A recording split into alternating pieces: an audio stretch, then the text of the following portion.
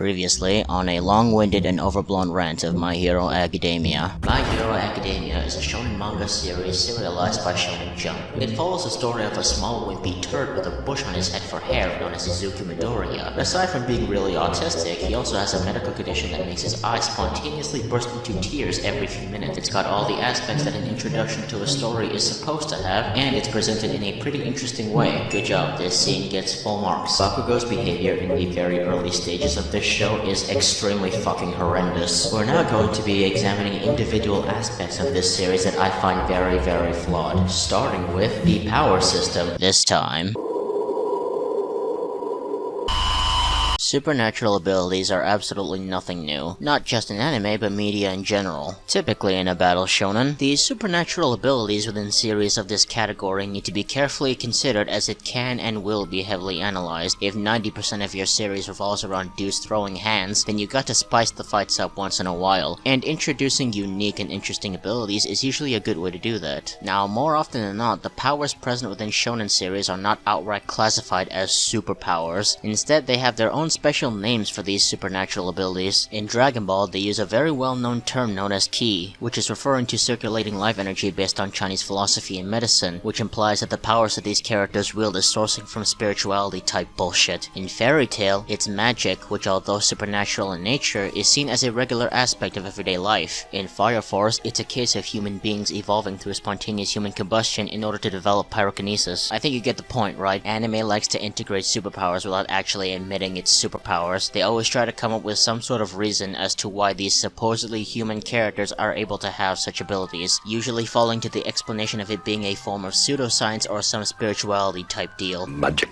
In My Hero Academia, these abilities are called quirks, and apparently it is a result of some sort of mutation or I guess human evolution. To give a very simple rundown, quirks come in three types: emitter, transformation, and mutant. Emitter type quirks allow the user to generate and possibly control certain things or alter existing things around them in certain ways. So an example of this kind of quirk would be Bakugo's explosion, Todoroki's half hot half cold, and Kaminari's electricity quirk. On the other hand, there's transformation type quirks, which cause the user to take on a temporary alteration of some kind. According to the wiki, this kind of power allows a person to temporarily alter their body in many different manners. So powers that fall into this category would be something like Kirishima's hardening, Mirio's permeation, and Tamaki's manifest. Lastly, there's mutant, which is evidently pretty self-explanatory. Abilities classified into this category causes the user a permanent abnormality directly related to their power. In a way, it's really more of a disability, and it's usually hereditary. Examples of these kinds of quirks would be Ojiro's tail, Shoji's arms, and Mineta's hair. So that's pretty much the basic rundown. To give Horikoshi some credit, he has shown that he's capable of putting a lot of thought into the powers that his characters wield. Now, there are definitely a lot that fall into the realm of generic, such as Toru's invisibility or Endeavor's Hellflame, but keep in mind there's nothing inherently wrong with these powers. I'm just pointing it out because it's nothing we haven't seen a million times over before in several other pieces of media. In fact, majority of the quirks that we see in My Hero Academia are all pretty much powers we've seen in multitudes of superhero-centered media. However, a lot of them are given a lot of interesting spins to them. Some of my favorite quirks, in no particular order, include blood control, blade tooth, permeation, wink wink, explosion, and comic. Yeah, this is an actual power. It is both extremely funny and kind of just makes my next few points stronger. So let's get into that. The main problem I have with the power system in My Hero Academia stems from a little thing called plot holes, or I guess in this case even more accurate to say power holes. I'll elaborate. In episode 7 of season 1, or chapter 9 of the manga if you're a purist, during Deku's fight with Bakugo, the blonde faggot explains the logic behind his quirk, which is the fact that he sweats nitroglycerin and is then able to ignite it at will. Up until this point, the show had always shown quirks as just supernatural powers, but with this new revelation, they have now set a precedent. Now, it is completely fair game to assume that there is some form of scientific logic behind every person's quirk, some form of mutation to their DNA or bodies or some shit. It's a good extra detail, and I respect the effort in trying to include this. Here's the problem though, once you've set up this sort of aspect into the setting, you can't just go randomly giving everyone ridiculous powers all willy-nilly. Now, every ability has to have some kind of scientific explanation explanation behind it, because why would only Bakugo have that sort of logic behind his powers? Either they're all scientific mutations, or none of them are. There are rules to this stuff. And unfortunately, this eventually does result in the series once again shooting itself in the foot in regards to consistency of a rule they've set up. If you're having trouble understanding what I mean, then allow me to pose this question to you. What's the scientific explanation behind Ochako's quirk? What kind of stupid question is that? It's explained in the show that she can make objects float upon touching them. No.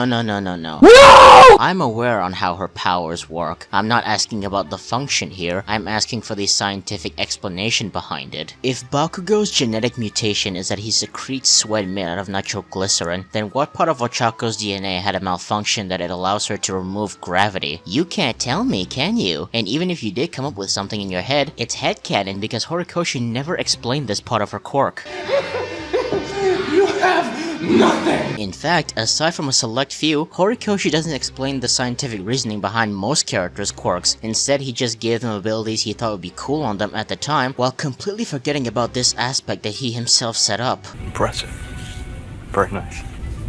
Let's see the scientific logic. Oh come on, aren't you nitpicking just a little bit? After all, if he stopped the story to give a science lesson after every character shows off their quirks, it would disrupt the flow of the scene. You know what? Fine, fair point. Allow me to impose a different question then. Why are some of the characters designed like Tumblr art? Look, Horikoshi can design his characters however he wants. In fact, I actually think majority of the character designs in My Hero Academia are actually pretty cool, for the most part. However, the issue I have with it is that it brings up a few questions that I shouldn't be asking. Let's start with a very simple example. Why the hell does Tokoyami have the head of a bird? Now, upon first glance, the most obvious guess would have been that he had a mutation quirk, but anyone who has actually seen the show would know that Tokoyami's quirk is Dark Shadow, a power that allows a shadowy crow to come out of his belly button, and it's an emitter type. So, with that being said, why does he look like this? Well, if you look at the Wikipedia page on quirks, you'll find that under the mutation section that Tokoyami's head is listed under there, meaning the fandom is assuming that his head being that of a crow is simply the result of a mutation quirk. But if that were the case, wouldn't that mean Tokoyami has two quirks? That is not something that is considered normal within the My Hero Academia universe. They literally created a monstrosity like Nomu for the sole reason of cramming in as many quirks as possible into him. The closest thing we have to a person having more than one quirk is Todoroki, and even then it's really just a combination of Endeavor and his wife's power into one quirk to create a perfect balance. Plus, I don't think it's fair to just shrug this off as a mutant quirk because it literally does nothing but make them look like freaks. I know that's kind of the point with quirks that fall into this category, but if you look at people like Ojiro, Mineta, and Shoji, their quirks at least allowed them to do stuff with them. Heck, Asui's quirk is a mutant type as well. It literally made her into a frog, but she still looks more human than Tokoyami. You have to remember that despite the fact that mutant quirks can be seen as disabilities, they are still meant to be superpowers at the end of the day. Why would you make it so that some of them function, while some of them are just there with no purpose other than to spice up the character designs? Also, are mutant quirks meant to be hereditary? What the fuck were Tokoyami's parents getting up to? Or better yet, what the hell happened to Cementos' family tree? What the fuck did your parents do with cement to make you look like it? Better question, what kind of freakish shit were Ashido's parents up to for her to end up looking like this? I know you motherfuckers might think she looks cute or whatever, but if your baby came out looking like this, you would either find a priest or find the nearest shotgun before the creepy little shit lays eggs. Goddamn freaks. Don't get me wrong, there's a high chance that I'm either overthinking or I missed a piece of crucial information during my reread for this video. If it is either of these cases, then I sincerely apologize and would love to hear you try to explain the answers to some of these problems I have. That's enough about quirks. Let's move on to the final topic.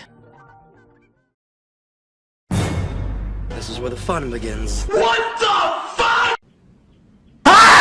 Now that we've covered things such as the plot, setting, and power system, it's now time to tackle the most important aspect of storytelling, in my opinion. If you're a regular viewer of this channel, you would know that I've always preached about the importance of prioritizing writing well-rounded and likable characters over anything else in a story. If you were to ask every single My Hero Academia fan what exactly makes the series so appealing to them, I think majority would answer the characters. Now, credit where it's due, the series has shown to have a very colorful cast of characters who have shown that they can have good chemistry with each other if they really wanted to. Not to mention, there is no denying that Horikoshi has a great talent for creating really visually appealing and unique character designs. Despite my earlier criticisms about how they affect the writing earlier, that doesn't change the fact that the aesthetic is clearly there, and I would never take that away from them. That being said though, there are still a number of problems I have regarding this aspect. Let's start off with the most obvious one. The cast is incredibly large, even for a shonen series. If you count the number of students in Class 1A alone, you get about 20 characters in total, and that's not including the other prominent people like All Might and Aizawa. Then there's Class 1B that Horikoshi puts in a notable amount of effort into making us acknowledge their existence, as well as a few notable outsiders outside of UA such as Endeavor, Gran Torino, and Shigaraki. When you have a cast this large, it becomes increasingly difficult to divide up time and attention to each and every one of them. You would have to have a huge amount of patience, as well as a runtime akin to One Piece in order to fully flesh everyone out and make them compelling characters. And even then, series like Naruto have shown that you can still fuck it up despite the long runtime. Writing compelling characters is a slippery slope. It's an extremely difficult task to do if you're inexperienced, and you're definitely going to slip up from time to time. Although my grievances with a lot of the characters in My Hero Academia could be summed up with they're one-dimensional and ultimately have no impact to the actual story, there are some characters whose problems do stem deeper than just irrelevancy. Obviously, I'm not going to go through each and every one of them or we'd be here all day, so instead I'm just going to rip into 3 of the undoubtedly most prominent characters of the series. Here we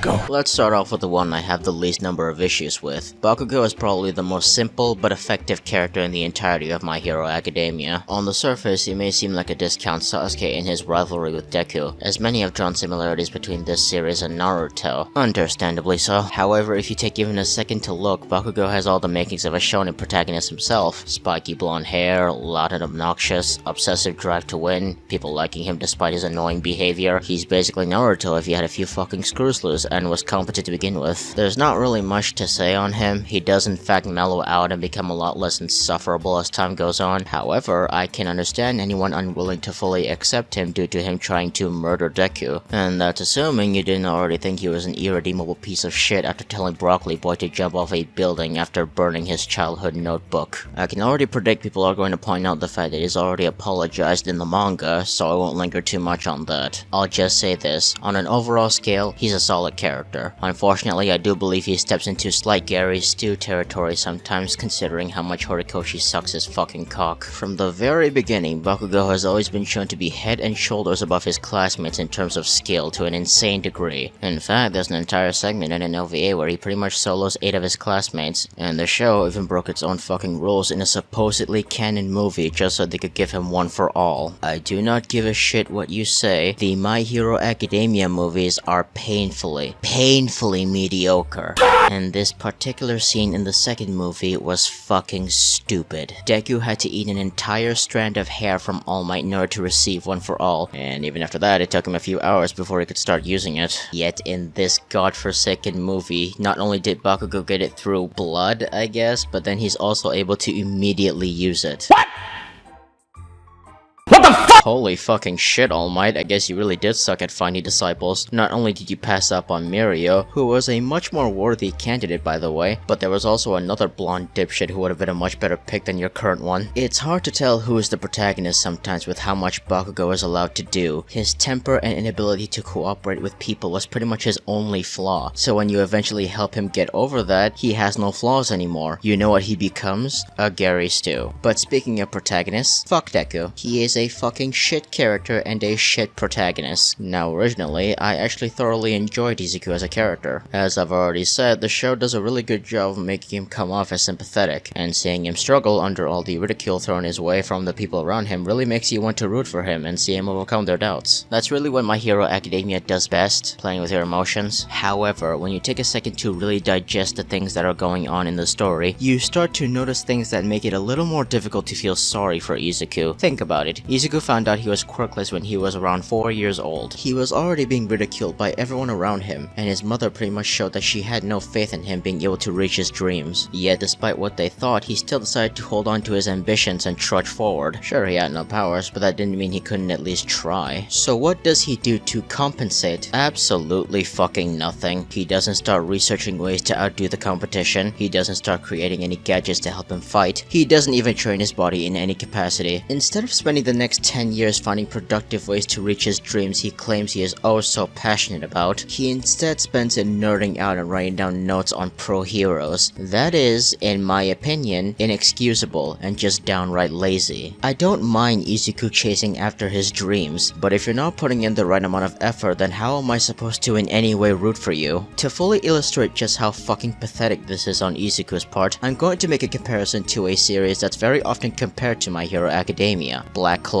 The main protagonist of the series, Asta, is very much in a similar position to Izuku. In a world filled with wizards and where magic basically decides your status, Asta is an unfortunate boy who possesses zero magic powers. And similar to Izuku, he finds out about this defect of his from a very early age. Asta was ridiculed throughout his entire life for this, not just by the average bystander, but also those who are closest to him, such as the kids at his orphanage, who never miss a chance to try and mock him for his lack of magic powers. Unlike Izuku, however, Asta doesn't just say he will never give up, he actively does things to make up for his shortcomings. Obviously, he was pretty bummed out when he was told that he didn't have an ounce of talent for the thing that literally runs his world, but he didn't just stay sad. He picked himself back up and proceeded to train for the next several years of his life, deciding that if he didn't have any magic powers, then he'll just overcome every obstacle with physical strength instead. And for his efforts, he does earn the fruits of his labor. From my very limited knowledge of Black Clover, Asta is very much one of the strongest characters in terms of pure physical ability. While Izuku was crying in his room, Asta was out in the forest training. When you put these two scenarios side by side, Asta is much more of a hard worker than Izuku, and by far the one who is more deserving of respect. The dude was at a point where most people would have just given up, and there was no guarantee that he'd be able to accomplish his dreams even if he trained himself. But he still did it anyway, because he had the drive to put in the effort and not quit. Izuku, on the other hand, spent several years just saying he'll never give up while whimpering about how much of a disadvantage he's at, all the while never putting in an ounce of effort to try and make up for his flaws. In fact, he only really starts putting in the effort when he is given the promise of receiving powers for it. It's pathetic. And unfortunately, this pattern of behavior is never truly gone from Izuku. In fact, I feel completely comfortable in saying that he is probably the most coddled protagonist in recent years. I'm not gonna say much more than that. There's an entire 50-minute video by Nuxtaku that goes over pretty much every instance of Izuku basically crying and spurging his way to victory every single time, and it even explains the bastardization of Mirio, all for the sake of making this green pussy look better. I'm well aware that there have been plenty of excuses made to try and justify Izuku's lack of drive to put in the effort, one of the dumbest ones being, "But Asta is an unrealistic shonen protagonist. No real person will be able to just power through the ridicule. Izuku's reaction is much more realistic." Retard! Here's what you need to understand. Realism doesn't necessarily equate to good. Sure, when done correctly, being relatable can work to a story's advantage, but it's very hard to get right. This is, at the end of the day, a work of fiction. Real life is boring. Normal people are boring. Instead of trying to make the characters realistic, work on making them believable instead. On the surface, those two things might seem like the same thing, but they're not. If you have to choose between writing a realistic character or a compelling one, always choose the latter. A YouTuber I really like known as ER explains this really well in his review of Netflix's Death Note. So I'm just going to play some snippets of it, though I do recommend you check out the full 3-part review on his channel. It's a really good watch. On the surface, relatable and flawed doesn't sound like an inherently bad goal to aim for in character writing. I don't think so.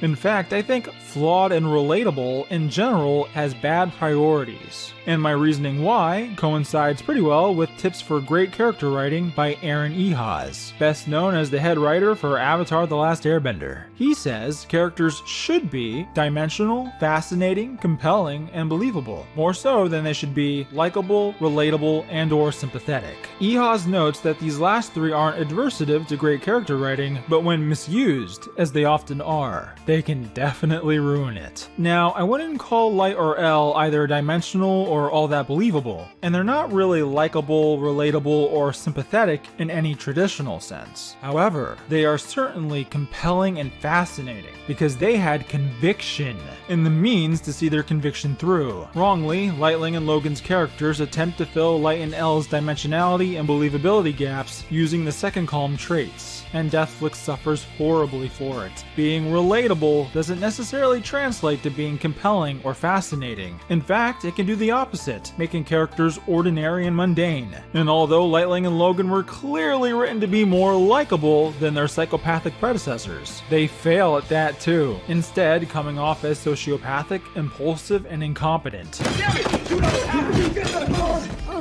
You have crossed the line. Not a good look. As for Todoroki, I don't really have that much to say about him. He started off interesting enough with his character design practically screaming sad backstory, but that's just par for the course with shonen series, so I'm not too hung up about that. For a while, he was actually the most layered and compelling character for me by a long shot. His backstory is predictable to say the least, if not comically tragic, but it does the job in making us feel sorry for him. In fact, I was actually impressed with how Horikoshi handled his trauma in the story. Who would have thought that some dipshit with green hair telling you to just stop being depressed doesn't automatically make the scars of your past go away? Very well done. Of course, just like the entire series as a whole, Todoroki too eventually starts to grow stale and boring after the Stain arc. I did enjoy seeing him overcome his trauma and eventually grow comfortable enough with himself to use his fire side, but he pretty much lost everything that made him interesting to me from there onwards. In fact, he pretty much just becomes Deku's bona fide cheerleader at that point. I had absolutely no desire to see his relationship with his family, because aside from Endeavor being an abusive prick in the past, it's basically just a normal household now. In fact, I think as the story progressed, I started caring less and less about Todoroki and care more about Endeavor as a character. He is probably the second most well-written one in this entire series. Keep in mind, I'm not going to try and justify any of the horrible shit he's done in the past. It was definitely objectively bad, but that really just made his redemption arc all the better. While we're on the subject of character arcs though, I do want to bring up one more thing. I hate Eri. But why though? Her entire inclusion into the show was a giant mistake, and I'd rather she not have existed or died in the very same arc she was introduced in. She serves absolutely no purpose other than to be a giant MacGuffin in an arc with one of the most wasted villains in the series. If you have a legitimate defense for her existence, then feel free to tell them to me in the comments. Heck, if you can name me any positive quality about her that has nothing to do with how cute she is, then please bring them to my attention. Otherwise, if your justification for her is that she's a giant cinnamon roll that needs to be protected at all costs, then kindly Kill yourself! Kill yourself in front of your whole family! Stick the knife in your— There is not enough words in the English dictionary to accurately describe just how much I fucking despise this walking, talking, failed abortion. She somehow managed to become the one responsible for one of the best moments in the show, only to also become the one to completely fucking destroy the moment and piss on its grave. Mirio losing his powers was supposed to be a peak moment for his character. The action embodied absolutely everything he stood for and lived by, and it solidified just how dedicated he was to helping others even at the expense of himself. And despite the fact that I hated the series for fucking neutering him of his powers just to try and make Deku look more worthy, Mirio's actions were still very much within character, and so I was able to accept it. I was so unbelievably excited to see where his development would go next. I thought we were about to see Mirio get all geared up and prove to the world that even without his powers he can become a hero. I thought we were about to see him become everything I wished Deku was, but instead Eri's stupid fucking existence had to ruin everything. It was at this point that pretty much any small hint of fondness for this series that I had left disappeared for good. If there's one compliment I can give My Hero Academia, it's that it has a lot of good ideas, and it clearly did also have a certain level of ambition. Unfortunately, it has failed at almost every avenue to follow up on those ideas, so instead of getting something new and original, we are then being fed the same usual shonen garbage that we have gotten way too painfully used to, and that is just really damn sad.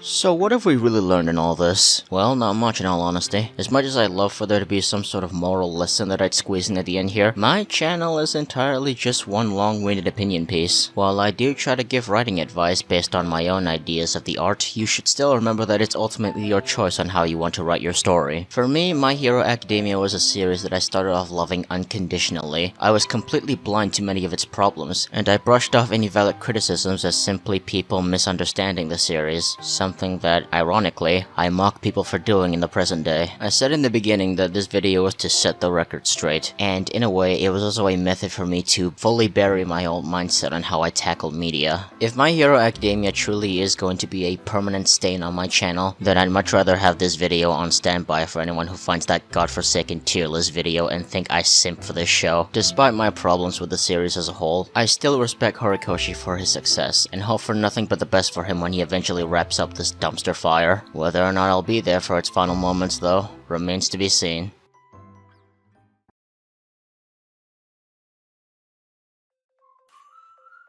You know what the worst part about all this is? The fact that I had to defend Black Clover to a certain capacity. I definitely don't hate the series as much as I used to, but I'm certainly still not a fan. What a fucking joke.